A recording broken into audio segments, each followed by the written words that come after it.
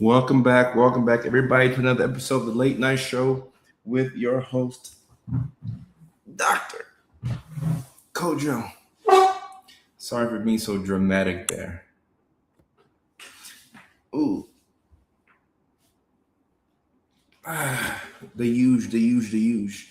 All right, guys, we have a very exciting live stream topic for you all today. It'll be a bit of a shorter one today because we're running behind, but something beats nothing. This is a very exciting topic. We've never addressed autism and ADHD from this angle before, from an age-specific angle. So I'm very excited to talk about what I have for you all. So the topic tonight is 4 signs of autism and ADHD at the age of 25. All right, and then I have in the parentheses. Come see me live in Huntsville, Alabama. The big neurodivergent comedy world tour is underway. It is underway, and one of the stops on our tour is Huntsville, Alabama. It's not the very next stop on our tour, but it is a show that I do want to promote. So for my comedy lovers, for my fellow neurodivergents all across America, I could be in your city soon. Huntsville, Alabama. I will be there August 16th. This is a Sunday at 8 p.m. Central Time. So once again, that's Huntsville, Alabama, August 16th, Sunday at 8 p.m. Central Time. But the very next show that we have is going to be live in Springfield, Massachusetts, which is on the Connecticut and Massachusetts border. That's July 25th. That's a Saturday. The very next day, we have a show in Beverly, Massachusetts, which is close to Boston. That's July 26th at 6 p.m. Eastern Time.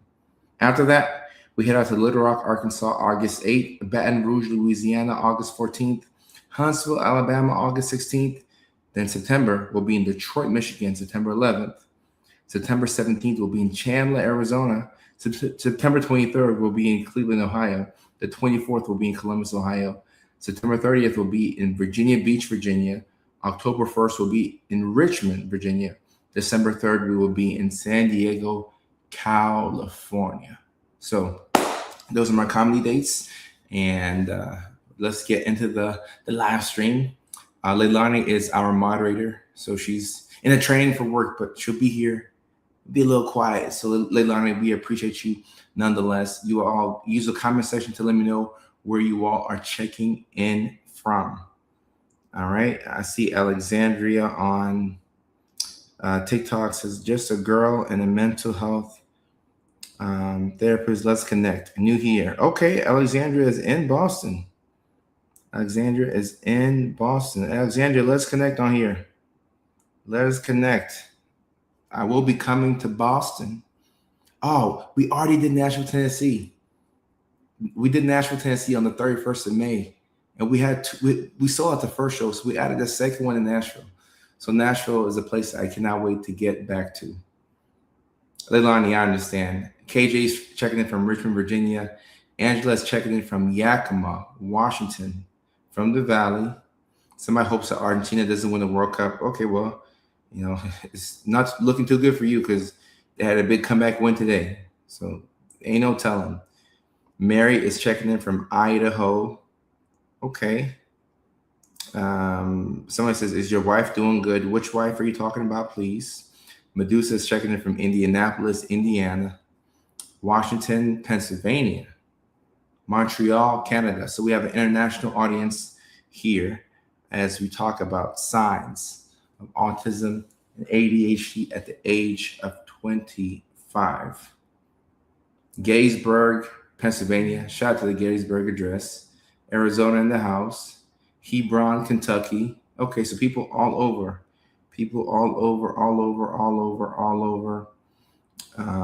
Indianapolis, Indiana. You have more than one wife? Guys, I'm an African. Callie's checking in from Milwaukee, Wisconsin. Glad to see you. Scotland. Oh, 3 a.m. in Scotland. I appreciate that. We have people checking in from Scotland. Thank you so much. I appreciate you. San Diego, California. Ireland. Awesome. Tennessee in the house. Perfect, perfect, perfect. We are discussing signs of autism and ADHD. All right. We're going to be talking about 4 potential signs of autism and ADHD at the age of 25. So, this is the first time that we've ever made it age specific. I think this is very interesting because some of y'all already know the signs of neurodivergence can look a lot different the older you get, which is one of the reasons why people don't get diagnosed in time. Obviously, if you don't get a diagnosis as a kid, that's not on you. Probably on your parents. Probably on your situation. Some people it's not on their parents because they didn't have the resources, so they had to become adults who advocate for themselves. So if you're one of those adults who's advocating for yourself, you're in the right spot. Texas in the house. Texas in the house. In the house. In the house. In the house. All right, guys. So without further ado, we're going to get into the signs because I already read out my comedy dates. I already let y'all know that I'll be in Huntsville, Alabama, August 16th, but the next show is in Springfield, Massachusetts on July the 25th. And we can circle back around to the comedy as we go on. And I've seen where you all are checking in from, so it's pretty cool to see that we have an international audience, All right, all right, all right. 4 signs of autism and ADHD at the age of 25. All right. 4 signs. Number one right here. Number 1, you are still trying to figure out why adulting seems so much harder than it is for everyone else. Why is adulting so much harder for you than everyone else? Signs of autism and ADHD at the age of 25. If you are a 25-year-old, okay, I'm just going to guess. This is not for everybody, but most 25-year-olds who decided to go on to pursue their education after high school, they're done with their first degree by the age of 25. If you're still in school, you're probably in grad school. You may have found a life partner at this point. You may even have kids. All right. So a 25-year-old is a fully grown adult, whether you like to admit it or not. 25, you're an adult. You're an adult. But if you have undiagnosed autism and ADHD, you are an adult that is wondering why things are so much harder for you than it is for everybody else. Why is it so hard to pay bills? Even when you have the money there, why is it so hard to pay bills? You pay bills later than everybody else. You pay your bills late even when you had the money there because you forgot to set up auto pay. So now you got to eat the cost. You got to pay the ADHD tax, and then you throw the autism on top of it. Bam. Straight like that. And Callie, I appreciate it. It was time for a cut. My barber, I give him like a 6 out of 10. I had to kind of fix up some of the rest. So I give him a 6 out of 10, but he did the best that he could. It was a new barber. I cheated on my barber, which I will not do again. Learned my lesson. So the 25-year-old who is wondering why life feels so much harder than everybody else, this person doesn't even think to themselves that they could have undiagnosed autism or ADHD, but it's when they talk to other people and they realize that, it's not normal to always pay your bills late. It's not normal to always miss flights and appointments. It's not normal to avoid making appointments for days and weeks, sometimes months, sometimes even years. Making an appointment when you have autism and ADHD is very difficult. It's very difficult. Getting an oil change as a neurodivergent is very difficult. Very difficult. You have to make the appointment. You have to show up. You have to sit through it. Those are 3 things right there that you have to do manually. Got to make the appointment. Got to show up. You have to sit through it. And that's how your brain processes it. Dang, I have to do all these 3 things. Instead of the person who's like, I'm going to do an oil change on Sunday. And, like, it is what it is. And I'll just go and I'll do it. Whereas some of us have to manually go through these tasks. And that's why, life is so much harder for us. And look, we're not looking for sympathy over here. None of us are looking for any type of special treatment or special privileges. It's just more so of an understanding for those people who don't understand what life is like for us.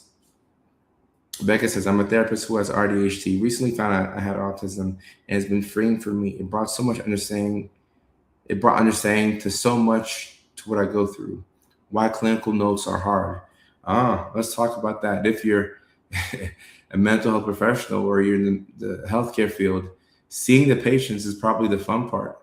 The difficult part is the dictation. And luckily, we have some tools now. You can talk into, your computer. There's things that can help out with charting, but charting is a beast. Charting is a beast. Katie says, it took me months to get my oil changed. Right. The whole time you're still driving your car, right? It took you months to get your oil changed. The whole time you're still driving your car. You're riding dirty. And, Amanda, no, look, it's still difficult past the age of 25, but for the person who has lived a quarter of a century and 25 years old, who's undiagnosed, these are some things that they may be experiencing. They may be experiencing these things. Someone says, oh, I know you. Hey, whoever said that, hey. Then decompress after you finish. Right. And this is one of the reasons why it takes you so long to go from point A to point B. And I mess up on this every single time. I know that it takes me a long time to transition from one task to the next. And I still will schedule things back to back to back to back. If you have autism or ADHD or both, you shouldn't be doing things back to back to back to back. You shouldn't be doing that. I mean, you can, but you got to give yourself some, a little bit of a buffer in between task A and task B. Because the likelihood that you can go from doing one thing straight to the next thing, unless those things are like linear. But if we're talking about get an oil change and then come home, do chores, and then leave the house again to go pick up the kids, those are 3 isolated tasks, which is going to take 3 different versions of you. Like you have to prepare for each thing and try and decompress in between. It's a lot. Marcula on TikTok says, losing my pets last year, sorry to hear about that, caused me to burn out and unmask. I realized I'm AuDHD and can't unsee it. And guys, look, every single person who has autism and ADHD at some point in your life, I don't know when, I don't know how it's going to look like for you, but at some point in your life, you will hit a point of burnout. Probably when you're unmasking, but you'll hit a point of burnout. For some people, it's perimenopause. For some people, it's a breakup. For some people, it's a cross-country move or moving in general. But when you're under so much stress, you hit a point of burnout and your capacity dwindles. And now you're frustrated because you can't do all the things that you can do in a day. You can just get 2 things done in a day if you're lucky. Whereas old you could do 5, 6 things. Old you could push through anything. Yeah, you were tired, but you can thug it out. Sometimes the thugging it out no longer works. It sucks. So that means we have to come up with new strategies for old habits. I'm looking on TikTok. Someone says, I've hit burnout dealing with chronic pain. Emily says, I'm 44. I feel like I might be AuDHD. This all sounds like me. It could. And Louise, if you're on Facebook, these live streams, you can watch them after the fact. Now, I certainly appreciate your attention that you're watching at 3:13 a.m. You're probably in the United Kingdom or something like that. Probably part of my England community. So you can stay up and watch, but if you got to get some rest, the whole live stream will be available for playback on Facebook and on YouTube. Not on TikTok, unfortunately. If you're on TikTok, you have to watch the thing live. But you can catch it on Facebook and or on YouTube. Now, this one right here. Signs of autism and ADHD at 25. This is funny. This one's funny. All right. The signs of autism and ADHD at 25. You have changed careers, hobbies, or life plans multiple times. At the age of 25, you would think that you'd still be on your first act. No, at the age of 25, you could be in your third act. You could be on your fourth act. Whereas I would say that the neurotypical person, they go to school, they go to college, or even if they don't go to college, they get a job, they stay at that job for like 10, 15 years, they get invested, they get their benefits, so on and so forth, and then they retire. That's like the normal way to do things.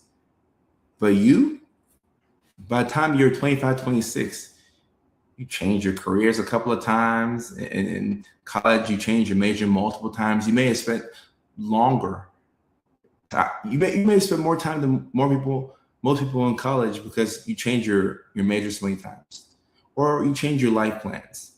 You said, I was going to do this right here. I was going to be an electrician. No, I don't want to do that anymore. I'm going to be a software engineer. No, I don't want to do that. I'm going to go to school to be a CNA. I might become a nurse. Okay. No. I think I'll do poetry. You change your mind so many times. And Louise, you're in Ireland? Okay. Yeah. Louise, get some sleep, and the live stream will be here for you to watch the playback tomorrow. And I appreciate your attention. And she on TikTok says, one appointment will have my entire day unavailable. Can't do anything else. Oh, that definitely sounds neurodivergent. Let me see. That's me, 55 and tired. I used to run circles around everyone, and parents called me a career student. Some of us really enjoy being in school. Some of us enjoy learning about things. And then the longer you stay in school, the longer you can hold off on the student loans because you're still a student. You can do so much. Oh my goodness. Emily, I appreciate that. I get so overwhelmed completing tasks and get so exhausted I have to complete each daily task. Right. And that's something people don't realize. The time that we need after events, after a day, my goodness, having to decompress is tough. It's hard. You're tired. And we need more alone time than the average person.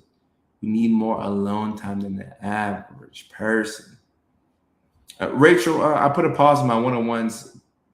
Potentially after tour, I may open up, space for more patients. I don't want to overwhelm myself right now. I found my one true love, though I may take on CT and teaching. And look, you can always change your mind. You can change your mind by changing your mind. So if you were in healthcare and you say you want to go into software engineering, but then you learned about it and you're like, nah, I want to go back to healthcare, but do something else in healthcare. You can always change your mind about changing your mind. And a lot of us who, will get to certain careers and certain jobs, we'll get our dream job, and then either we're not stimulated by the job or we're overstimulated by the job and we can't do it. So it takes a while to feel out certain jobs and careers to see if it's actually for you. I don't think that you'll know in the first month or two, honestly.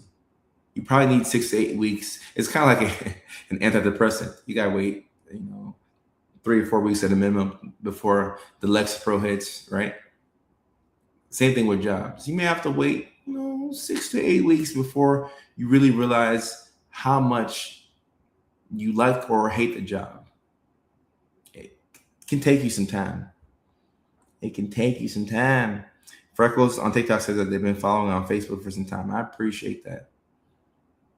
Rachel's always overstimulated, but she loves her job.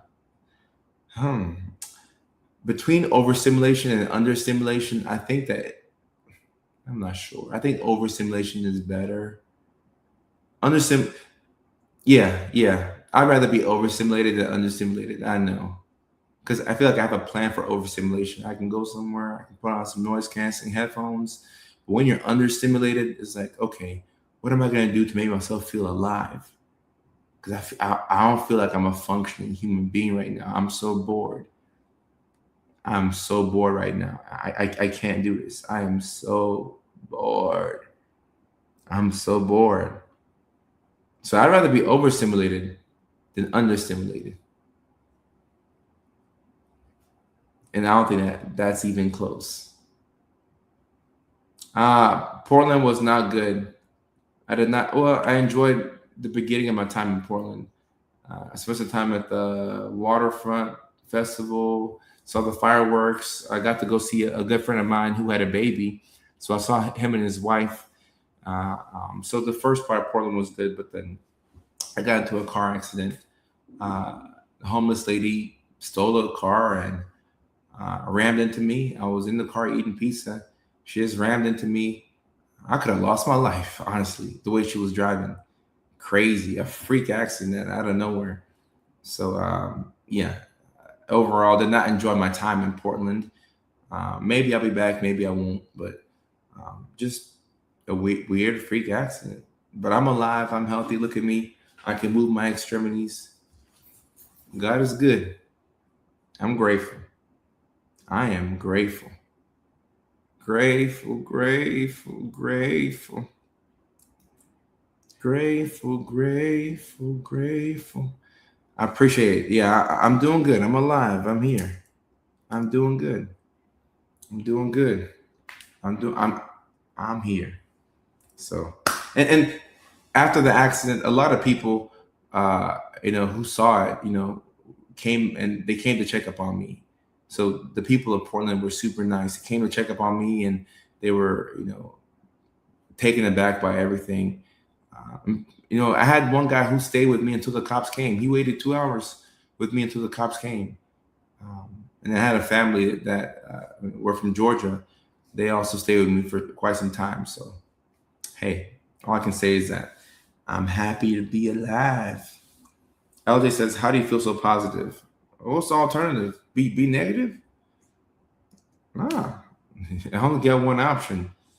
Only got one option. The third side of autism and ADHD at 25, you are exhausted from masking. You are exhausted from masking. And yeah, teacher, it took 2 hours for the cops to show up. So I don't know. It might be a Portland thing. I don't know. But yeah, you're exhausted from masking. All right. When you're young, and I don't think 25 is necessarily young, but when you're young, I'm talking about 11, 12, 13, 14, all the way up until, let's say, 18, 19. You can mask, right? Because you really want friends. You really want connection. You don't want to be the sore thumb. Like you really want human. We all want human connection, but the older you get, you're like, like I like people, but I'd rather rock out by myself than to be miserable around people. But when you're young, you really want some connection. So you'll mask, but you'll have more energy to mask more. And it does come at a cost, right? It drains your energy, but masking beats the alternative when you're younger because you want to be invited to things. You want to have romantic options. You want to have friends. You want to feel included. So you'll mask. But the older you get, the harder it becomes to mask. It becomes much harder to mask. And by the age of 25, you'll start to feel some of that initial. That's if you haven't burnt out already.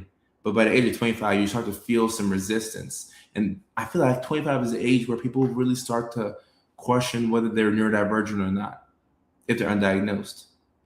Around 25, 26, you're like, something ain't right. Like, I want to be closer to myself. I don't want to mask as much as I've been masking. I want to be myself, but I want to keep a job, obviously, but I can only do so much. And if it's not congruent with who I am as a person, I'm going to have to let it go. I'm going to have to drop it. Can't do it. Around the age of 25, you start to have that feeling. And I'd say by your early 30s, that's when you start to become fed up. Because this is when our brain is formed as neurodivergent people. So about 31, 32, 33, this is the point where you become fed up. You're like, all right, I ain't doing this no more.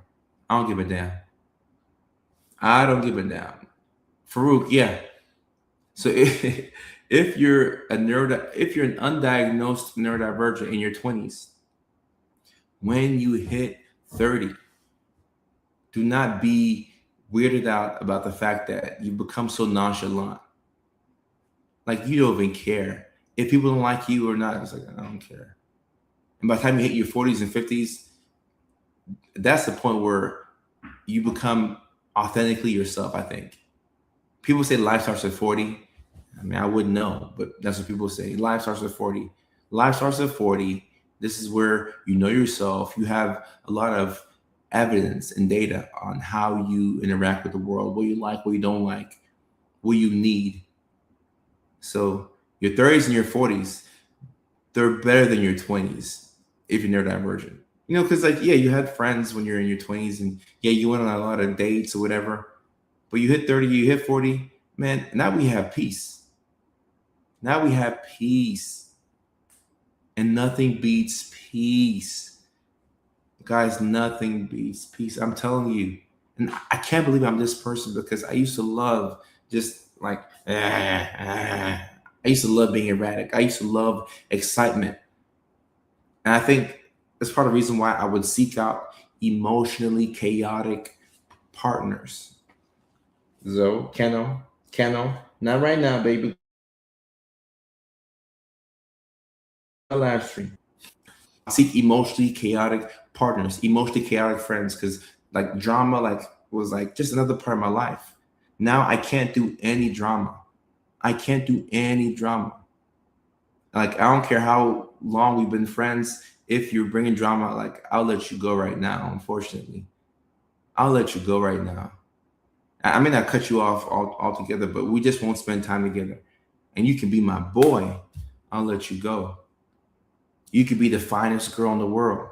She could be the prettiest girl, the best body, the coolest personality. If she comes with drama, I'm gone. Younger me would be like, like we have to go on a couple of dates. We have to hook up a couple of times. No, no. You come with drama. No, no, no. I'm good. I'm really good. I'm actually good. If you come with that emotional turmoil and you're chaotic, because look, I I got my own things to figure out. So I got to navigate my own murky waters. So if you come with a host of problems, no, we're not doing it. This is why being 25 and undiagnosed neurodivergent is so difficult because you have that desire to cut off people, but you don't have the willpower to do it because you still want people around. Oh, you hit your 30s? Nah, I'm good. I'm good. I'm good. You become acutely aware of how much time you need to decompress. My psychiatrist referred me to a sleep psychologist. I wasn't aware that going to sleep starts 3 hours before you go to sleep. You got to wind down. You got to wind down. We need to be winding down from certain activities throughout the day. Decompress. It's hard to decompress when you're carrying emotional baggage from other people. From other people. It's not worth it. It's not worth it. Our schedule is posted in my bio. I'm coming to Springfield, Massachusetts. Springfield, Massachusetts, July 25th. Beverly, Massachusetts, July 26th. Hairstylist here. I listen to people's problems all day long. It's exhausting, but love helping people figure out their issues. Okay, and look, this is different. Like when you're at the job, it comes with the territory. It's kind of like me, you know, within different parts of psychiatry. You listen to people's issues, like, you know, you take care of them. But then when you in your personal time, man, we don't have time for nothing. Nah. And I still do think that we need community. So this is not an excuse to cut off people and say, I can't be inconvenienced because community comes at a cost. Sometimes you may have to drive across town to go pick up your friend from the airport. Sometimes you may have to give up, you know, your bed or spare bedroom to let your friend have somewhere to stay. Like, you know, or you may have to, you know, adjust your schedule to go see somebody's baby shower or to go to somebody's wedding. Yeah, friendship will come at a cost. Okay. So I'm not saying cut off everybody, but for people who always have something going on, and we know these folks, anytime you see their name pop up on your phone, you're like, oh, here we go again. Here we go. Here we go again. And then lo and behold, you click the text, and it's like, bruh, guess what happened to me today? Like, no, bro, how'd you get stuck in another situation? Or somebody that you just started talking to romantically. First date, oh my gosh, these bad things are happening to me. Second date, more bad things are happening to me. Third date, oh, bad things keep happening to me. Guys, bad things will happen. Like I said, I was in a car accident this weekend in Portland. Somebody hit me. I was in a parked car. What can you do about it? Let my community know I was in a car accident. Hey, it was okay. I'm good. I'm alive. Let's move on. Let's move on. Let us move on with our lives. Lilian says, it's definitely. I just made up a word. Goddamn. Definitely. My goodness. Yeah, and I'm good, Leilani. I appreciate that. It's definitely difficult when you're an empath like myself. I want to help out everyone, but it ends up draining me in a lot of ways because I carry their emotions. And I made a video about this about a month or two ago where I said empathy without boundaries is self-destruction. Empathy without boundaries is self-destruction. You're killing yourself, literally, not just figuratively. You're killing yourself to carry people's problems. And guess what? After you burn out from carrying the problems, they'll go take it to somebody else. Some people don't want help. Some people like their problems. We like some of our problems. So we're not better than these people. But learning how to care for somebody while putting up a boundary, for those of us who are highly sensitive and empaths and neurodivergent, this is a very necessary life skill. You better learn it. And unfortunately, the best teacher is pain. I hate to say it, the best teacher is pain. Like I'll hear from somebody, like I could hear myself say this on live streams. Oh, yeah. You go through it a couple of times, you're like, all right, say less. I got it. Say less. I got it. Take care of myself first and foremost at any and every cost. Yaga, Verdi, how you doing? And Amber says, as a social worker, you are telling no lies. Guys, I'm telling you, you have to draw a line in the sand. There needs to be a clear line of demarcation with where your empathy starts and where it ends and where the boundaries begin and how much you can extend yourself. If you can go the extra mile for somebody, yeah, sure, yeah. But going the extra mile for somebody constantly over and over again. You can't even say you're draining me. You have to say, I'm allowing myself to be drained with your stuff. You can't say that you're draining me because they're not draining you. You're choosing to allow yourself to be drained by them. So, especially for those of us who are autistic, who don't do that well with change, having to accommodate people's last minute emergencies. Like Cece says, you will burn out real quick. And I know what you want to say. You're like, I just don't want to let people down. Like I feel bad. Well, guess what? When you burn out too, you will feel bad. And for a lot of us who are neurodivergent, the help that we seek from other people is the help that we're supposed to be providing ourselves. The help that we're seeking from other people is just us looking inward. The help is like we are the help, if that makes sense.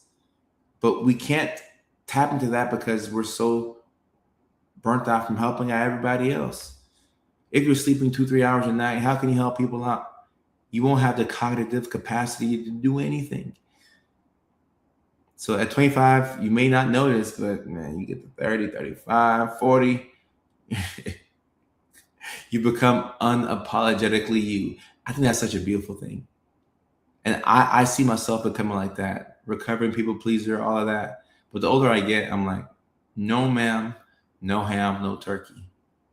Can't do it, won't do it. Can't. Nope, nope, nope, nope, nope, nope, nope, nope, nope, nope. Lindsay says, I have to role play saying no to my supportive friends. Ask me things to help me say no. No, you have to practice. You got to practice being somebody who can say no. You got to practice. It's very difficult to say no. Really hard. Really hard.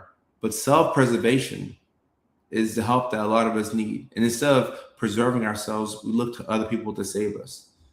Ain't nobody coming to save you.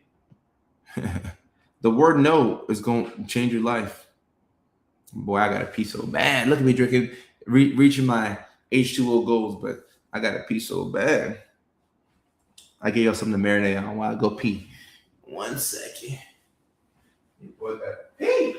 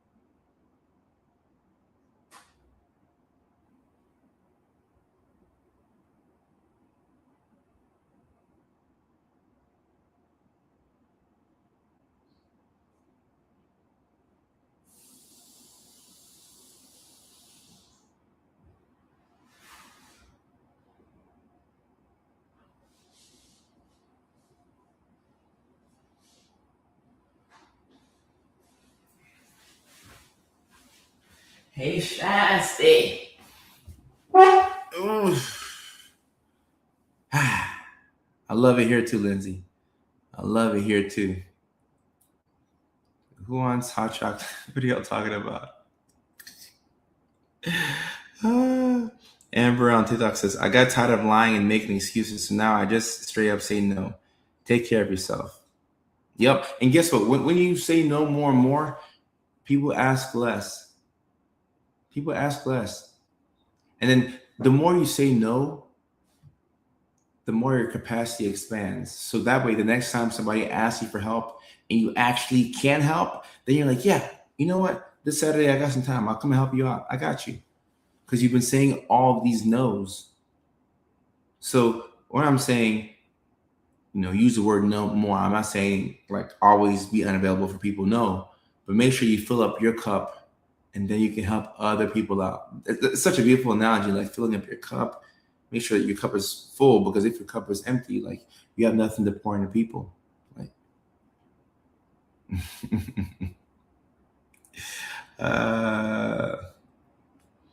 let me see.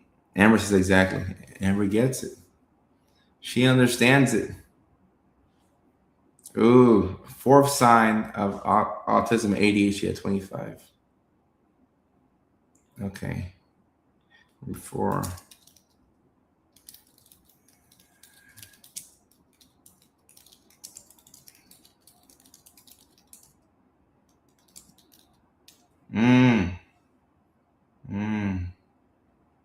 And yeah, Ghost, I agree. Learning how to recognize emotional states without absorbing them is difficult. It's really hard. It's really hard because you want to hold space for somebody who's going through a hard time, and you want to show that empathy, but you don't want to take on their affect. Because when you take on their affect and then life hits you with your own issues and you're like, yo, I can't do this right now. Fourth sign of autism and ADHD at age 25. Number 4, you realize that friendships are harder to maintain for you. You realize that friendships are harder to maintain or you. All right. Friendships come at a cost, y'all.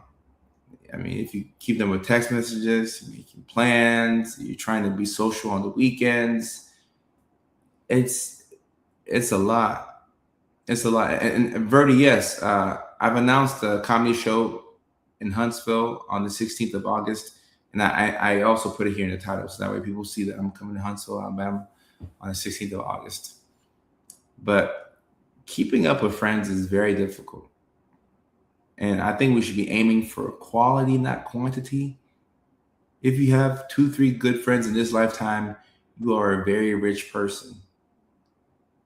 And we all need to extend more grace to our adult friends. Like we're all trying, we're all doing our best. We all got, bills and responsibilities. Some people have kids. Some people have jobs where they work on the weekends. Some people working overtime. Some people are traveling a lot. Some people are dealing with grief. Some people are dealing with old, aging parents.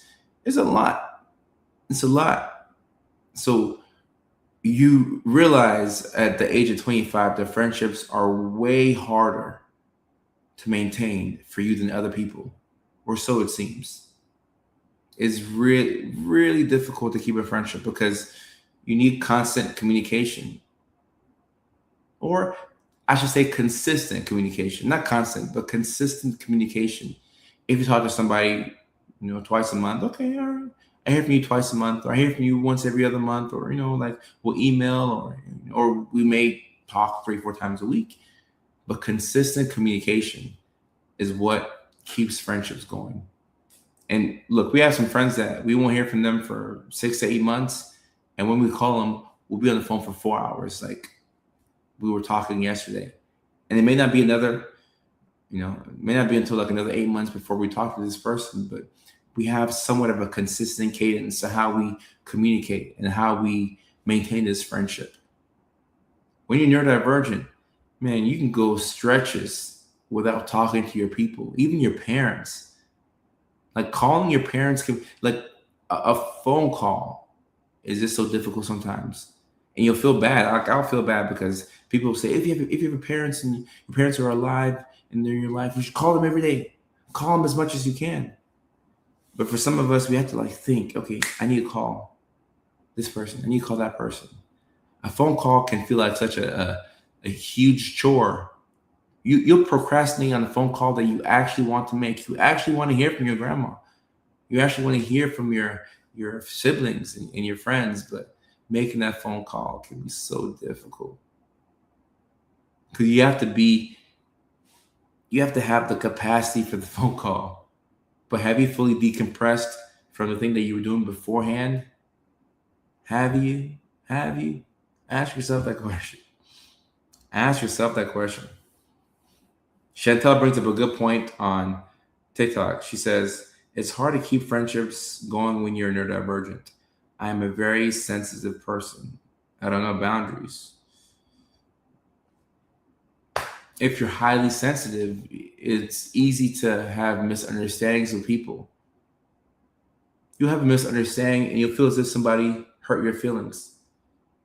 And instead of talking it through, you can stay upset that they hurt your feelings without making the attempt to reach out to them.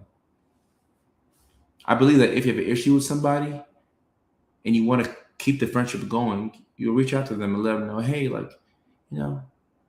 that's what you think. But sometimes just making that phone call can be tough. It can be awkward. It can be, it can be harder than you think. Sending a text, I think, is a bit easier. Even then, you have to remember to still send a text too. You can't just, like send a text. Like you have to be triggered. Oh, I'm supposed to text them. Oh, okay. After you text them, they're like, all right, cool. They'll get back to me now. I don't have to think about it anymore. But a phone call just requires a bit more work. Strawberry says, I still have friends from high school I know I can call, like it was yesterday. And that's good. If you have friends that you've been friends with for a long time, we should definitely take pride in that. Because as an adult, maintaining friendships is hard. But when you throw in the ADHD and the autism, it becomes that much harder. Because I got to take care of myself and my responsibilities. And I have to remember to call you. What if I forget to call you? If I said I was going to call you on Tuesday, Tuesday comes is today, and I forget to call you, I may not remember to put it on my to-do list. And now months go by, and then on a random Wednesday in November, I'm like, oh shoot, I was supposed to call Hank back. I was supposed to call Hank in July. Now it's November. Half the year is gone. It's hard. Lindsay will be at the show in Alabama. Who else is coming to the show in Alabama? Huntsville, Alabama, August 16th. Who else is coming to Levity Live? Huntsville, Alabama, August 16th. That's what? It's a Sunday night. An Alabama Sunday nighter. I can't wait for it. I'm with it.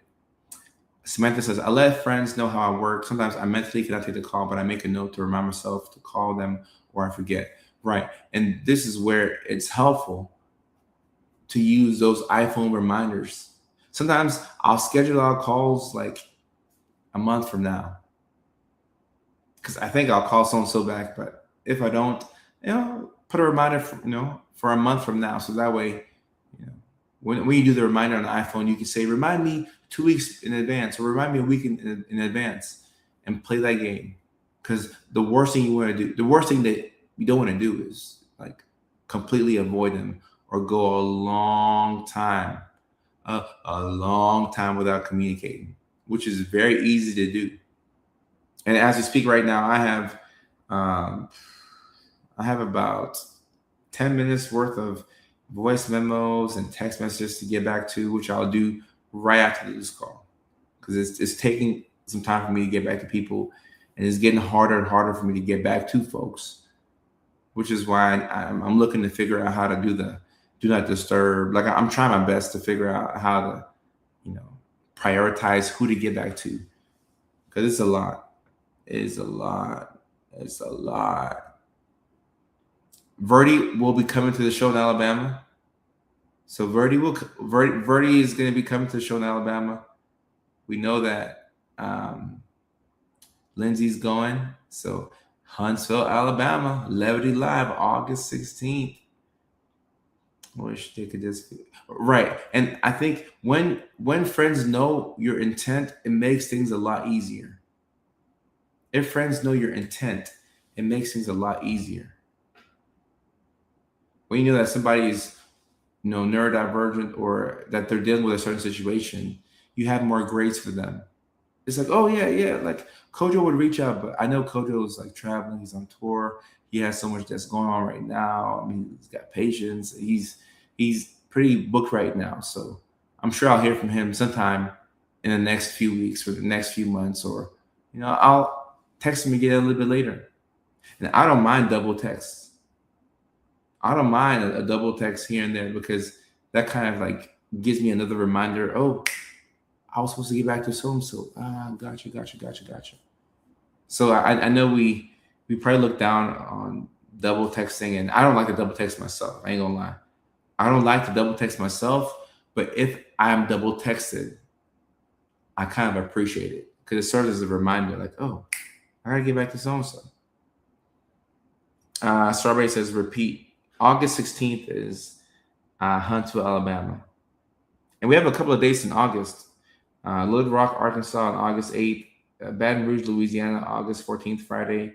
Huntsville, August 16th. Those are our 3 August dates at this time right now. London, no international dates right now, but I'm looking to come overseas next year for sure. For sure. I have not made my way to Ontario, Canada. I've been to Vancouver. Did Vancouver a couple of months ago, but not Ontario, Canada. Putting a paragraph in the text is the autistic side.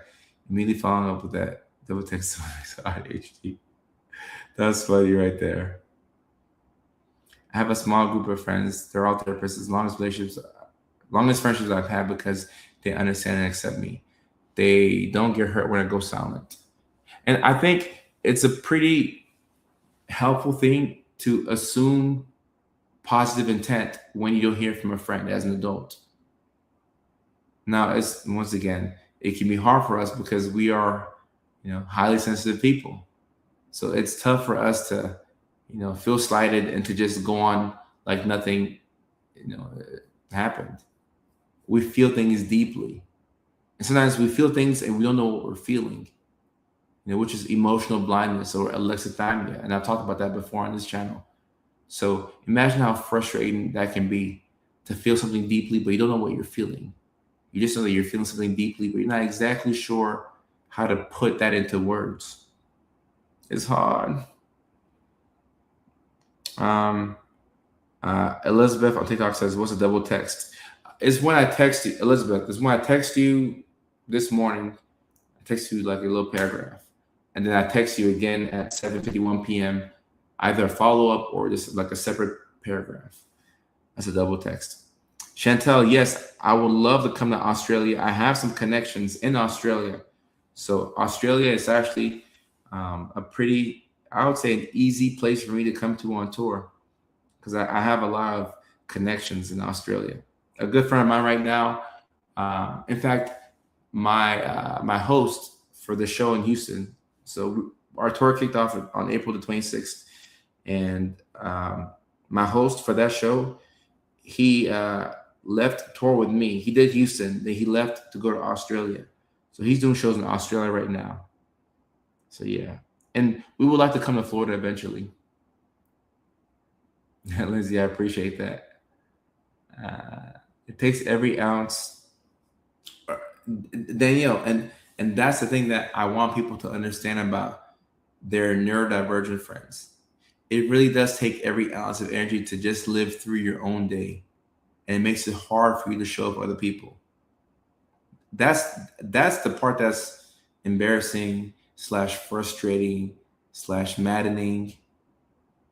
The fact that it takes so much energy for you to just handle your own day. Sometimes you barely get through your own day and you have no space for other people's stuff or other people at all. But guess what? We do need human connection. Fortunately or unfortunately, we do need human connection. So whenever you have some downtime and you have recovered, it doesn't hurt to reach out to one friend. If they don't get back to you, it was okay.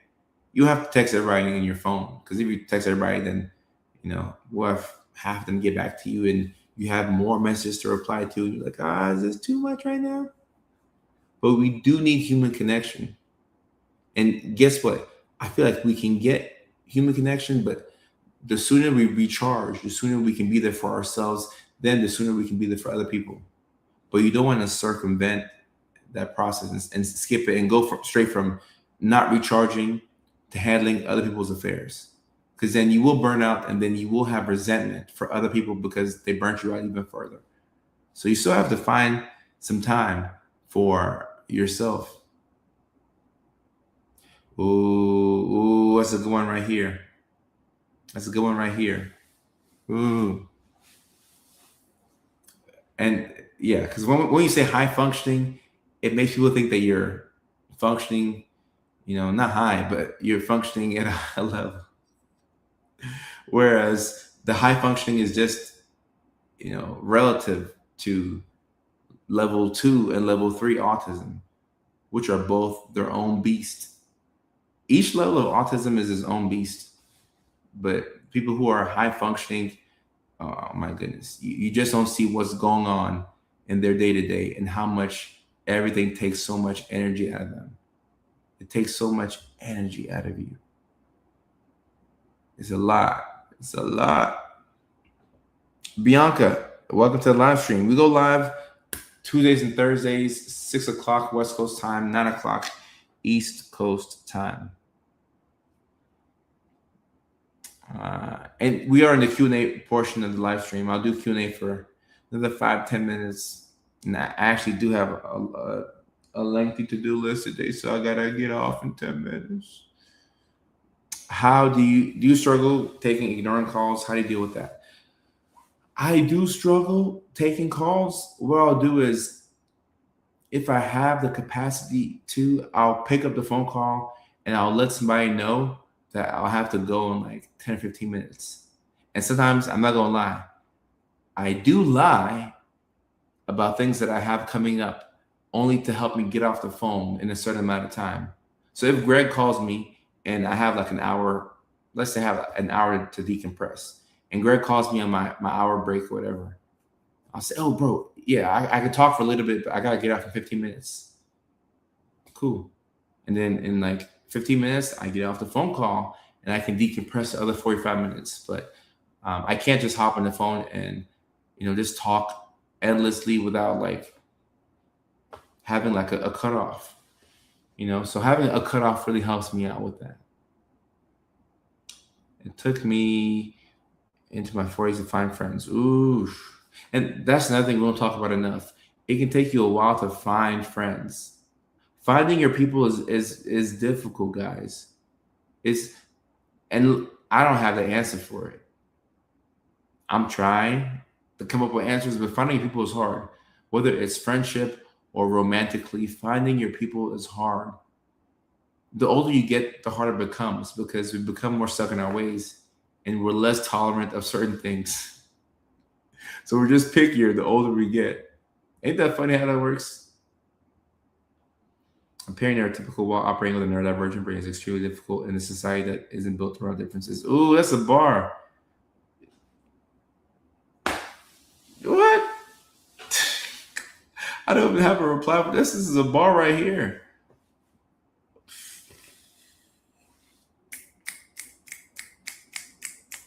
This is a bar right here. This is why high functioning autism or level 1 autism is so difficult, because if somebody is, let's say you have somebody who is level 3 autistic and they have an intellectual disability, that person looks autistic. There is no look to it, but by neurotypical standards, people say, oh, that person's autistic. Open up the door for them. Like, you're a bad human being. Like, give this person some help. Can't you see this person's autistic? Help them out. But if you don't look the part, it's like, bro, stop complaining. Everybody has little autism. Everybody has little ADHD. Like, you'll be fine because you don't look it. So the level 2 and 3 autism, not that life is easier for them, but when you can see the impairments in communication, people have more empathy. But if people can't see it, people don't care. People are like, oh, yeah, you just faking. You're fake. You're fake. They're like, you're lying. Everybody's autistic nowadays. And guys, social isolation. There's a reason why when people are incarcerated and they do something that makes them, gain a punishment, one of the worst punishments that they have in prison and in jail is solitary confinement. They put you by yourself. That's an actual punishment. And when you've been by yourself for a long time, whether you're incarcerated and you're in solitary confinement or whether you're just in your house by yourself, you lose social skills. It makes it harder for you to connect with people. It does make you a bit paranoid too. So social isolation, while it's needed in small amounts to recharge, we have to figure out the balance of, okay, I've rested enough. Like, I got my rest, I'm good. Now it's time to pop back outside. I have to pop back outside and hang out with some folks. It's almost like we have to have a formula on how to live life. And that's why it's so exhausting to be neurodivergent, because everything is so damn formulaic. I gotta have a formula to live life. I gotta drink one big tall thing of water every single day. I gotta take my L-methylfolate. I have to take L-theanine. I gotta take my prescribed Adderall. I have to sleep by this time. I have to avoid electronics by this time. It's so formulaic. I went to Portland this weekend because I looked at my schedule. I'm like, damn, I may not have free weekends because I'm on tour. So let me capitalize on this weekend, July 4th weekend. Let me go see my homeboy who had a baby, and let me enjoy 4th of July in Portland. I could have just stayed at home. Looking back at it, maybe I should have stayed at home. But I'm like, you know what? Let me get outside the house. Let me be around a lot of people. Every now and then you got to be around a lot of people. Maybe not to where you're overstimulated, but every now and then you got to get out. Social isolation, not good. Not good, not good, not good, not good. Not good at all. Yes, you can hallucinate. Yes, after you're in social isolation for so long, you can start to hear things that other people aren't hearing. Hmm. Guys, it's not good. Yeah, when our mark, uh, we will get off in 5 minutes. We actually will this time. So, I'll say 5 minutes, and I'll go on for 50 minutes, but we actually will get off in 5 minutes.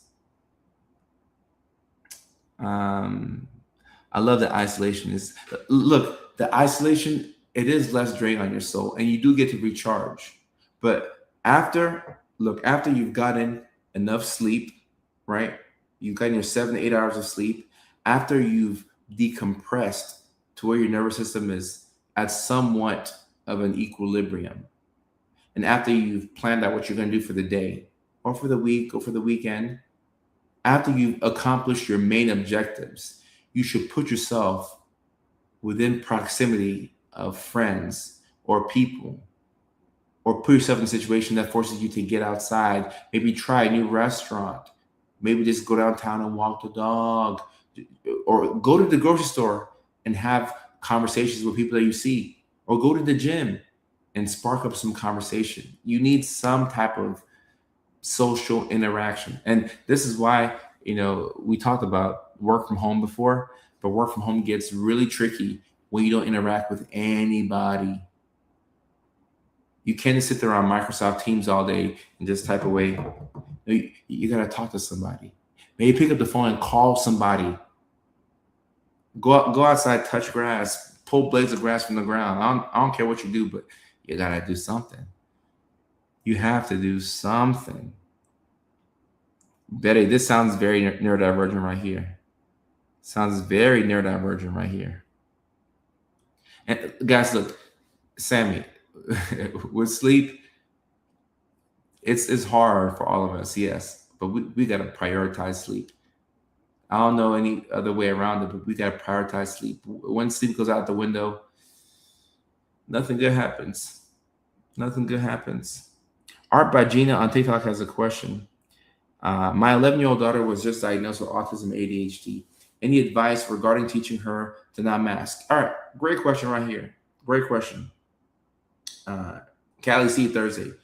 Great question right here. An 11-year-old is in 6th grade. All right. When you're in 6th grade and you have autism and ADHD, the last thing that you want is to be labeled autistic and ADHD. You want to fit in with your friends. So if you are in the 6th grade, I don't see anything wrong with masking. And even when you are masking and you catch wind of the fact that you're not being authentic to yourself, laugh it off. Don't be hard on yourself. It's extremely difficult to unmask at 11 years old.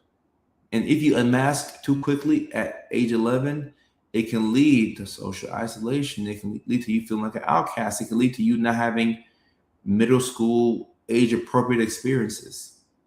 So we all mask in some capacity.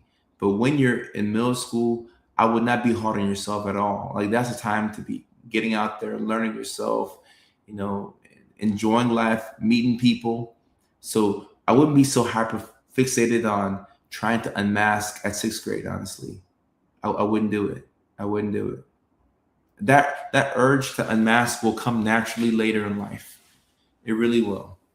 And it's so difficult to be a divergent thinker when you're younger. It's really hard. It's really hard. And Training Mom says that's where we are with my 12-year-old. Yeah, 11 years old, 12 years old. The focus should not be on unmasking and becoming your most authentic self. The focus should be on enjoyment. Get through school, enjoy, play sports, learn yourself, be awkward, be silly. When you find yourself being your most authentic and you're 11, 12 years old, hold on to those moments and use it as data and say, oh, this is actually me, and appreciate that. But don't berate yourself or be hard on yourself for masking when you're 11 and 12. Because my goodness, some of us are in our 20s and 30s and 40s, and we're just now learning how to be ourselves. So you have your whole life to be yourself. So when you're younger, like the worst thing you can do for a kid, I think, is to like label them something. Of course, the diagnosis helps, but when you label a kid, oh, that kid's autistic, ADHD, it feels isolating. So yes, they have autism, they have ADHD, but don't become so preoccupied with them being on their unmasking journey. Because now's the time to have fun. You gotta have fun right now. You gotta have fun right now. Someone says, "Sir, are you Ghanaian? You look so much like my uncle." Well, that's a compliment to your uncle, and I am from Ghana. A 10-year-old tries to hide it, but I can tell she was happy with her ADHD diagnosis. Suspect AuDHD. Oh, nah. Don't hide nothing. Be you. Be you as best as you can. It becomes harder. Be you as best as you can. Yeah, being 10, being 11 is difficult. So yeah, all right. I do have to dip off now, guys, but the next live stream will be Thursday, 9 p.m. Eastern time, 6 p.m. West Coast time. I hope to be a bit more on time. So hopefully I can catch up with everything today and all these 25, 30 tabs on my computer, get these emails and do what I got to do. But the next live stream is going to be this Thursday, 9 o'clock East Coast time. That's 9 o'clock in New York City, which is 8 o'clock in Nashville, which is 7 o'clock in Phoenix, which is 6 o'clock in Los Angeles, which is 5 p.m.